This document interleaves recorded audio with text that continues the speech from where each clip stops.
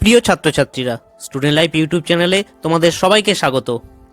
সকল মাধ্যমিক পরীক্ষার্থীদের জন্য দারুণ সুখবর। পশ্চিমবঙ্গ মধ্যশিক্ষা পর্ষদ থেকে 21/9/2023 অর্থাৎ 2023 সালের 21শে সেপ্টেম্বর একটি বিজ্ঞপ্তি দিয়েছিল।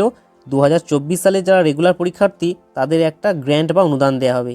এর পেছনে অন্য কোনো কারণ নেই, মাধ্যমিক পরীক্ষায় বসছে তার উৎসাহস্বরূপ বা পুরস্কার স্বরূপ 10 টাকা গ্র্যান্ট দেওয়ার কথা ঘোষণা করেছিল পর্ষদ।